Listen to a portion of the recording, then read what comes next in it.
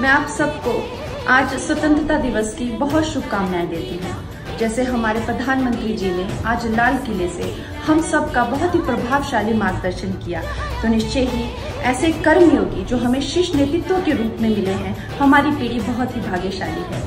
आज 15 আগস্ট ভারতের স্বাধীনতা দিবস। স্বাধীনতা দিবসের ভারতের সেলিব্রিটিরা তাদের সোশ্যাল মিডিয়াতে কে কি পোস্ট করলো তারই বিস্তারিত জানবো আজকের এই ভিডিওতে। তাই ভিডিওটির শুরুতে একটি লাইক দিয়ে সম্পূর্ণ দেখতে থাকুন। স্বাধীনতা দিবসের আজকের এই দিনে সোশ্যাল মিডিয়াতে পোস্ট করতে দেখা গেছে কঙ্গনা রানৌতকে। এদিকে নিজেই জাতীয় সঙ্গীত গেয়ে পোস্ট করেছে সালমান খান। চলচ্চিত্র অভিনেতা জিৎ তার ফেসবুক পোস্টে স্বাধীন দেশকে নিয়ে একটি পোস্ট করেছে, যেখানে তার নিজের একটি ভিডিও রয়েছে। বোঝা যাচ্ছে সে একটি নতুন সিনেমার জন্য প্রস্তুতি নিচ্ছে। এদিকে কলকাতার অভিনেত্রী মিমি চক্রবর্তী স্বাধীনতা দিবস নিয়ে তার সোশ্যাল মিডিয়াতে কোনো প্রকার পোস্ট করেনি। তার ভক্তদের মনে প্রশ্ন, এমপি হয়েও কেন সে কোনো প্রকার প্রতিক্রিয়া জানালেন না সোশ্যাল মিডিয়াতে। এদিকে নুসরাতকে দেখা গেল ভারতীয় জনপ্রিয় একটি গানে পতাকা হাতে নাচতে এবং সে সেলিব্রেশন করলো ইন্ডিপেন্ডেন্ট ডে। নুসরাতের ফেসবুক প্রোফাইলে ভিডিওটি দেখে অনেকেই অনেক সুন্দর সুন্দর কমেন্ট করছে।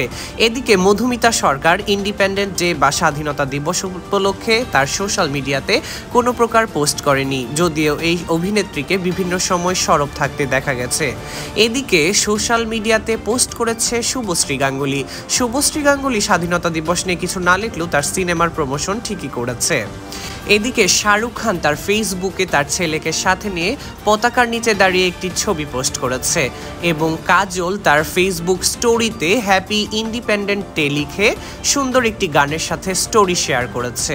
এদিকে ভারতের স্বাধীনতা দিবস উপলক্ষে সোশ্যাল মিডিয়াতে সবচেয়ে বেশি অ্যাক্টিভ থাকতে দেখা গেছে কঙ্গনা রানৌতকে।